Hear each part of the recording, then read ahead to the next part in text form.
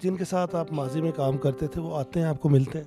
यार जो कहते थे ना जी, जहाँ तेरा पसीना बहेगा हम वहाँ खून की नदियाँ बहा देंगे, उनका कभी फ़ोन तक नहीं आया। गवर्नमेंट की तरफ से कुछ ना कुछ होता रहता है, लेकिन बीच में वो अड़फस इतनी हो जाती है कि उनको पता नहीं कि यार ये हक दर हक खा रहे हैं हम। मरने वालों पे तो क्या रहम करेगा कोई, जीने वालों को यहाँ जहर पिला देते हैं।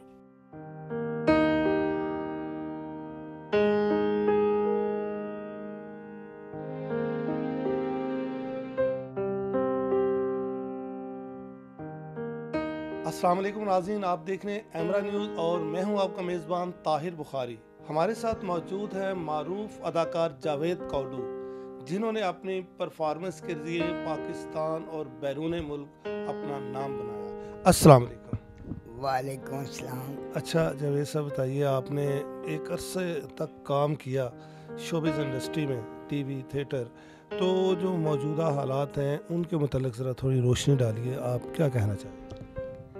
असल में ताहिर साहब, बात ये है कि जब मेरी उम्र छोटी थी, मैं बचपन तो कह ही नहीं सकता क्योंकि मेरे मुंह से बचपन सजेगा ही नहीं। जब मेरी उम्र छोटी थी तब मिलावट नहीं थी।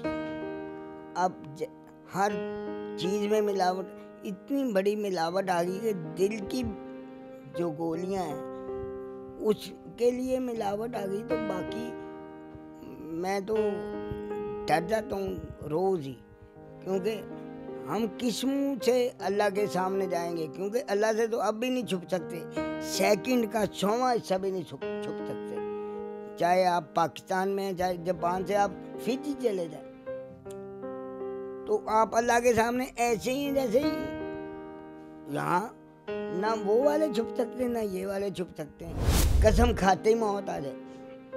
मैंने एक मामला देखा हुआ है कि एक बड़े पैसे वाला बंदा, बड़ा रख रखाव वाला, तो एक बंदा गया उसके पास कि जी सर, आपका तो बस सर हामी मतलब कलम चल रही है तो गरीब का काम हो जाएगा। वो कहाँ चढ़ा कहाँ उतरा कि हम तुम्हारे गरीबों के लिए जीते हैं। ज़मीनें हमारी, जायदादें हमारी, फलां हमारा, ढिमका हमारा, ये तो हम तुम्हारे लिए।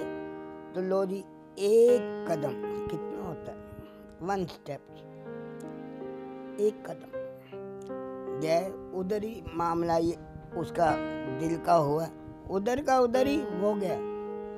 तो उसने जो सवाल लेके आया था, उसने कहा जी मैंने तो आपको बददुआ भी नहीं दी।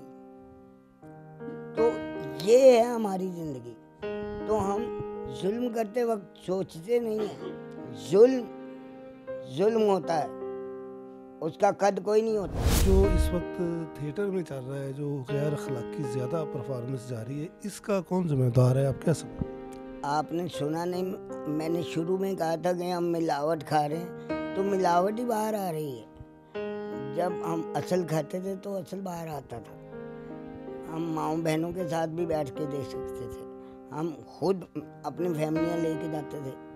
तो लिहाजा आजकल वो बीबियाँ ऐसी ऐसी बात कर देती हैं कि बंदा यूं देखते ही रह जाता कि ये खातून कर रही हैं बात,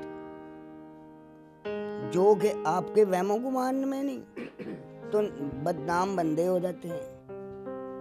तो लिहाजा ये जो रिश्वत है ना, और ये जो, हाँ जायज़ किसी का कहा, अगर आपका कोई काम किसी का हो रहा है तो वो कर दें, अगर नाजायज़ है तो ना करें, अट जाए। हमारे दौर में तो ऐसा नहीं था। हमारे दौर में मतलब मैं 1981 में इस लाइन में आया हूँ, ठीक है, तो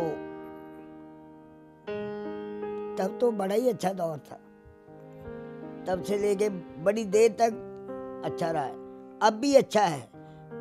वो देखें अमानत चंद, वो हमारे लिए मिसाल है एक।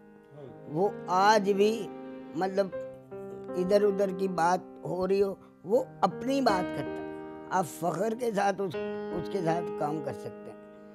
बाकियों से थोड़ा सा बंदा चालू हो जाता कि यार ये इसके मुंह से या मेरी वजह से इसके मुंह से या इसकी वजह से मेरे मुंह से ना कोई बात निकल जाए, क्योंकि ये तो एक हो जाता है, लाइव में हो जाता है।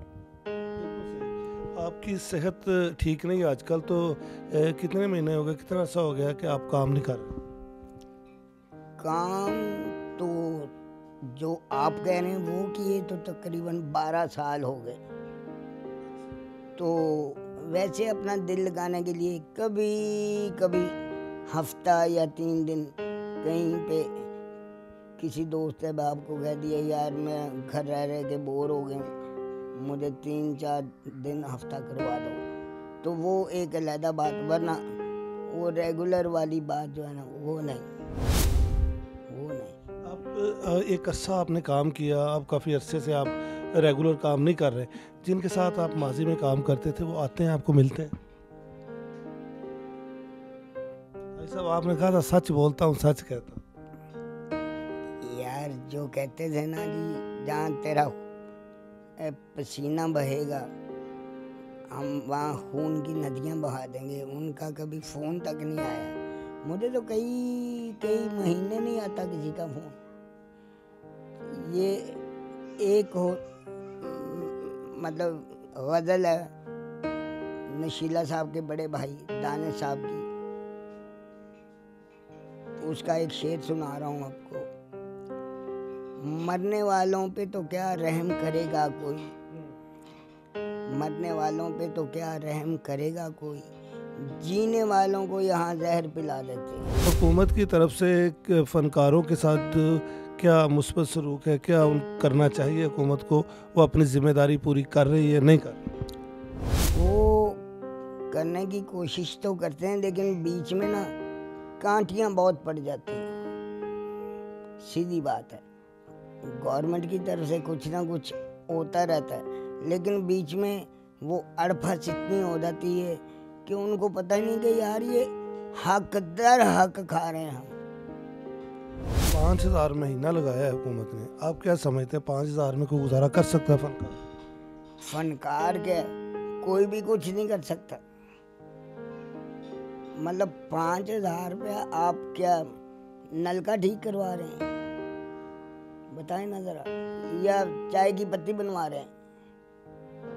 एनर्जी तो दाग नहीं लगता। तो मशवरा देंगे हुकूमत को क्या करे वो?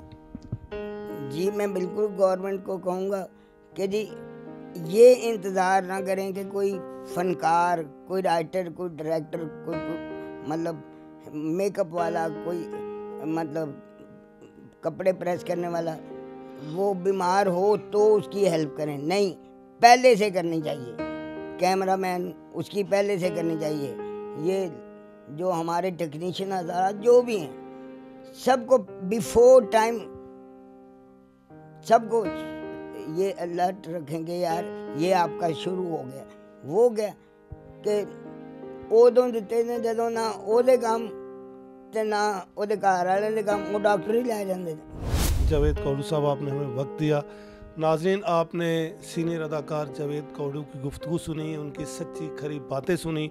उम्मीद है कि आपको मज़ा आया होगा। ताहिर बुखारी को दीजिए इजाज़त। अल्लाह निगहबान।